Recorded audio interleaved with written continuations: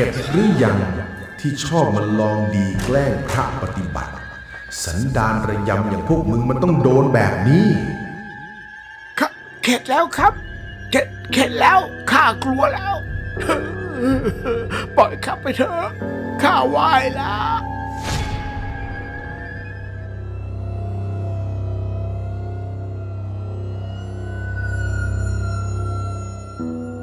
ท่ามกลางความวังเวงหน้าดอนป่าช้าแห่งนี้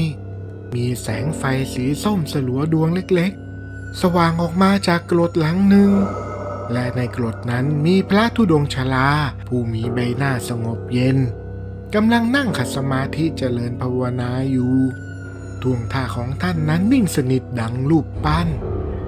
แตกต่างจากเงาสองเงาที่แอบซุ่มอยู่หลังพุ่มไม้ห่างออกไปไม่ไกลนักสองเงานั้นคือไอ้มุยและไอ้ทอนสองตัวแสบแห่งบ้านโคกหนองดูที่กำลังนั่งชันเข่ากอดขวดเหล้าขาว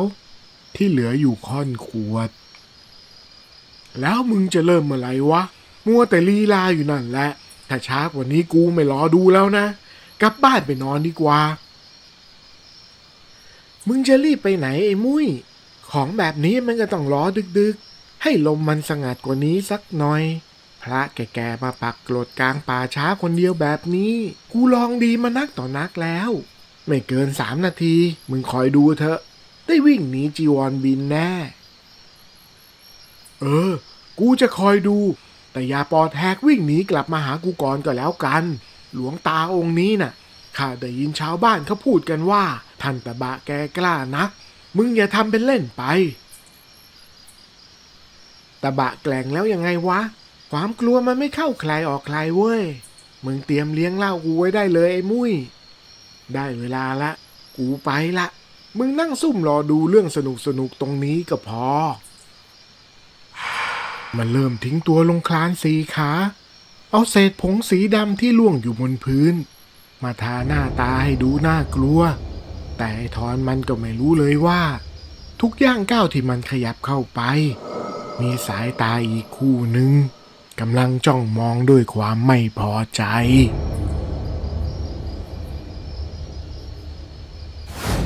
ความมืดมิดเริ่มโรยตัวหนาทึบขึ้นทุกทีลมป่าช้าพัดกันโชกมาวูบหนึ่งพาวกลิ่นสาบสางคล้ายเนื้อสัตว์เน่า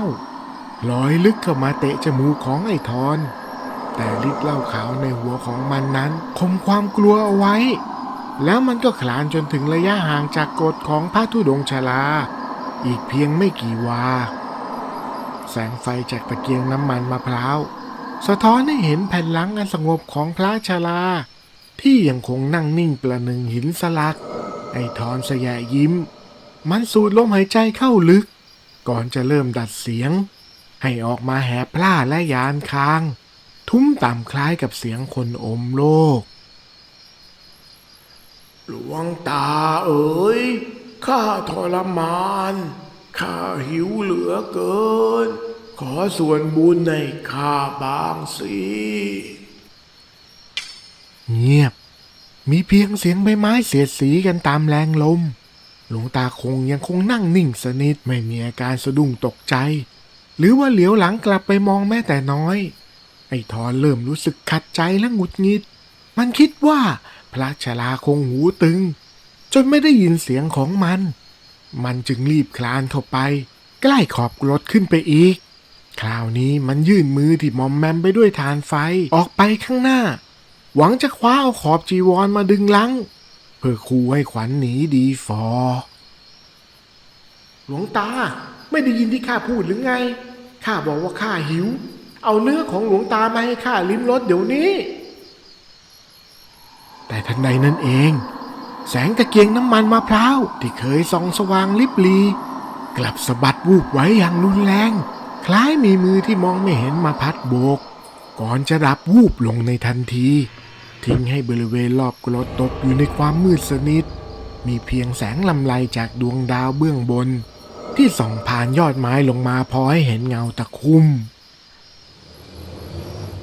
คิดว่าเป่าตะเกียงดับแล้วข้าจะกลัวเหรอหลวงตาแบบนี้มันท้าทายกันนี่ในความมืดนั้นพระชราค่อยๆลืมตาขึ้นช้าๆ ในตาของท่านนิ่งสงบทรงตบะและอำนาจอันลี้ลับพระชราไม่ได้หันมองใบหน้าอันน่าเกลียดน่ากลัวของไอ้ทอนที่อยู่ห่างไปไม่ถึงคืบแต่สายตาอันฝ้าฟางของท่านกลับมองตรงเลยหัวไอ้ทอนขึ้นไปมองไปยังที่ว่างเปล่าด้านหลังของไอ้ทอนโยมหยุดเสียตั้งแต่ตอนนี้เถอะก่อนที่อะไรมันจะไม่สามารถแก้ไขได้คำพูดราบเรียบของพระชราแฝงไปด้วยกระแสเสียงที่ทำให้แก้วหูของไอ้ทอนอื้ออึงมันค่อยๆลุกขึ้นยืนสลัดคราบของผีปลอมออกแล้วก็ชี้หน้าไปทางพระชราน้อยแค่หลวงตาทำเป็นกลัวแล้วก็วิ่งหนีไปแค่เนี้ยข้าก็ได้กินเหล้าฟรีแล้วแต่นี่กลับมาวางม่านนักบุญผู้เมตตาถ้าข้าไม่เชื่อหลวงตาแล้วมันจะเป็นยังไงไม่พูดเปล่าไอ้ทอนทลาเข้าใส่หมายจะลื้อกฎของพระชราให้พังราบคาบขาสองมือมันตั้งใจจะขับไล่พระชราให้ออกไปพ้นป่าแห่งนี้เพื่อประชดความแค้นโดยไม่สนหน้าอินหน้าพรหมหรือบาปบุญคุณโทษใดๆทั้งสิ้นในหัวของมันมีแต่ความมืดบอดเพราะฤทธิ์สุราและโทสะแต่แล้วบรรยากาศรอบกายของไอ้ทอนพลันเงียบสงัดลงจนได้ยินเสียงก้อนเนื้อในอกของมันเต้นละลัวราวกับกองลบร่างกายที่กำลังจะเอื้อมมือเข้าไปกระชากผ้ากรดกับชะงักกึกอยู่กับที่จากนั้นก็มีเสียงตะโกนด้วยความขวัญผวาของไอ้มุยดังขึ้นไอ้ทอนข้างหลังมึงวิ่งไอ้ทอนรีบเหลียวควับไปมองทันทีและสิ่งที่ปรากฏแก่สายตาก็คือเงาล่างดำทะมึนเจ้าของกลิ่นเน่าเฟะที่โชยเข้ามาทะลุจมูกมันยืนโยกเยกสายเอ็นไปมาท่ามกลางความมืดซากเนื้อฉีกขาดตกลงพื้นไม่ต่างจากซากศพในหลุมที่ลุกขึ้นมายืนอีกครั้งทอนเห็นดังนั้นก็ถึงกับเข่าสุดหวบก้าวขาไม่ออกเลยแม้แต่ก้าวเดียวความกลัวจับเข้าขั้วหัวใจสิ่งเดียวที่มันนึกออกในวินาทีเฉียดตายนั้นคือการหันกลับมาขอพึ่งบารมีของพระธุดงค์ชราหลวงตาครับช่วยด้วยผีหลอกข้าอาตมาเตือนโยมแล้วโยมก็ไม่ฟังทีนี้จะให้อาตมาช่วยโยมอย่างไรฉับพลันนั้นน้ำเสียงที่เอ่ยสวนกลับมาจากความมืดมิดของกรดกลับเริ่มบิดเบี้ยวยานค้างและแหบพล่าผิดมนุษย์มนาจนไอ้ทอนใจหายวาบมันรีบเงยหน้าขึ้นมองพระชราทันทีแต่แล้วสิ่งที่ปรากฏตรงหน้ากลับทำเอาสติของมันแทบหลุดลอยร่างกายสั่นสะท้านจนควบคุมไม่ได้จนเยี่ยวราดนองเต็มพื้นดินชุ่มแฉะเพราะใบหน้าของพระธุดงค์ชราที่เคยนิ่งสงบนั้นบัดนี้กลับเน่าเฟะและกำลังแสยะยิ้มให้มันอย่างน่าสยอง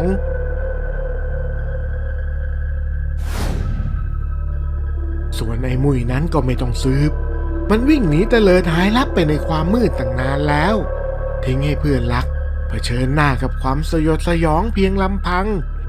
ผีซากศพเบื้องหลังขยับก้าวเข้ามาประชิดบีบไหล่ของไอ้ทอนจนกระดูกลั่นเปลี้ย ชอบกินเหล้านักใช่ไหมมึงนะคืนนี้ลองมากินแกล้มกับเนื้อเน่าๆของกูหน่อยเป็นไง สิ้นเสียงตวาดร่างนั้นก็ยื่นมืออันผอมแห้งที่เหลือแต่กระดูกและเล็บยาวสีดำของมันเอื้อมไปจิกลงบนอกเสื้อของตัวเองคลูดเอาเศษเนื้อเน่าเฟะที่เต็มไปด้วยหนอนชอนชัยหลุดออกมาเป็นก้อนแล้วมันก็ยัดเข้าปากของไอ้ทอนทันทีความขยะแขยงและคนกลิ่นขาวคุ้ง แล่นพล่านจนไอ้ทอนตาเหลือกโพรงมันสำลักและอ้วกพุ่งออกมาอย่างรุนแรงจนน้ำหูน้ำตาไหลอ้วกออกมาทำไมกินเข้าไปสิวะนี่เนื้อย่างอย่างดีเลยนะเว้ย ผีซากศพนั้นกระชากหัวของไอ้ทอนให้หงายหลังแล้วพระชราหน้าเน่านั้นก็สะแยะยิ้มกว้างจนปากฉีกถึงรูหู มันใช้นิ้วแข็งดังเหล็กง้างปากของไอ้ทอนออกกว้างก่อนที่จะปล่อยให้น้ำหนองและน้ำเหลืองสีเขียวคล้ำจากแผลเน่าบนใบหน้าของมันเองให้หยดไหลเป็นสายตรอกลึกลงไปในคอหอยของไอ้ทอนทีละหยดทีละหยด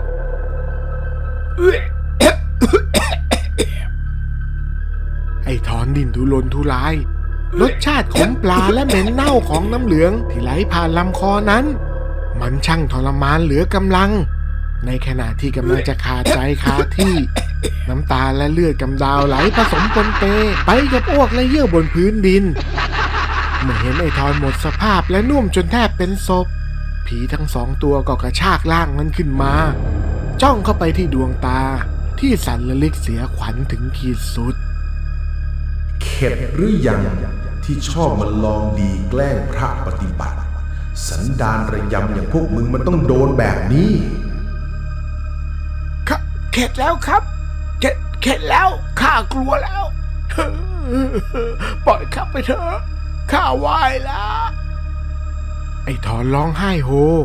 พยายามพนมมือที่สั่นเท้าไหว้ปลกปากคอสั่นเครืออ้อนวอนขอชีวิตอย่างหมดรูปหนุ่มเกเรไอ้ทอนตื่นสิวะเสียงเรียกอย่างร้อนรนของไอ้มุ้ยดังกระแทกเข้ามาในโสตประสาทพร้อมกับแรงเขย่าตัวหน่วงทำให้ไอ้ทอนค่อยๆลืมตาขึ้นช้าๆใบหน้าของมันยังคงชุ่มไปด้วยคราบน้ำตาและความหวาดกลัวและในลำคอก็ยังคงมีกลิ่นสาบเน่าละมุนชวนอ้วกที่ยังตกค้างอยู่เป็นอะไรไปวะจู่ๆมึงก็ล้มหงายหลังตึงสลบไปเฉยเลยไอ้ห่าทำกูตกใจหมดนี่กูเป็นอะไรไปวะแล้วทำไมมึงยังอยู่นี่ก็มึงวิ่งหนีทิ้งกูไปแล้วไม่ใช่เหรอพูดอะไรของมึงวะหนีเหนออะไรกันเมื่อกี้มึงยังนั่งกระดกเหล้าพนันกับกูอยู่ตรงนี้อยู่เลยเรื่องที่ว่ามึงจะเข้าไปแกล้งหลอกผีพระแก่ๆที่มาปรากฏกลางป่าช้าโน่นนะตกลงตามนั้นนะถ้ามึงทำพระหนีไปได้เป็นอันว่ากูจะเลี้ยงเหล้ามึงขวดหนึ่งพอไอ้มุ้ยพูดจบประโยคคำว่าแกล้งพระก็เล่นเอาไอ้ทอนถึงกับหน้าทอดสีซีดเผือกแล้วกับกระดาษความทรงจำข้ามคืนที่โดนผีลุมถึงกรอกน้ำเหลืองแล่นกลับเข้ามาจนตัวสั่นพับมันรีบโบกมือปฏิเสธพันละวันไม่กูไม่เอาแล้วพอแล้วเหล้ากูก็จะไม่กินอีกแล้วเลิกกูจะกลับบ้านไม่พูดเปล่าไอ้ทอนรีบแล้วก็จำเดินหนีกลับบ้านไปทันทีทิ้งให้ไอ้มุ้ยยืนเกาหัวแกลกๆนั่งงงเป็นไก่ตาแตกอยู่คนเดียวเช้าวันรุ่งขึ้นไอ้ทอนที่สางเมาสนิทก็ลากคอไอ้มุ้ยให้เดินกลับมาที่ป่าช้าเพื่อตั้งใจจะมาขอขมาพระธุดงค์ชราแต่ทันทีที่ก้าวเข้าไปในกรดยังไม่ทันที่ไอ้ทอนจะเอ่ยปากพูดอะไรออกไปพระชราที่นั่งสงบนิ่งอยู่ก็ลืมตาขึ้นมองตรงมาที่มันในตาของท่านทรงตะบะและเปี่ยมไปด้วยความเมตตาลึกลับก่อนที่คำพูดประโยคแรกที่ท่านเอ่ยทักจะทำให้ไอ้ทอนถึงกับขดตัวสั่นสะท้านและรู้ซึ้งทันทีว่าเรื่องราวสยองขวัญเมื่อคืนนี้มันไม่ใช่ความฝันต่อไปโยมก็กลับตัวเสียใหม่นะลดความคึกขนองลงเลิกกินเหล้าเมายาเสียเถิดจะได้ไม่ต้องเจอเหตุการณ์เหมือนกับเมื่อคืนนี้อีกไอ้ทอนน้ำตาไหลอาบแก้มมันก้มลงกราบแทบเท้าพระชราและสาบานกับตัวเองว่าต่อไปนี้จะเลิกเหล้าเมายารักษาศีล 5และจะปกป้องพระศาสนาจนกว่าชีวิตของมันจะหาไม่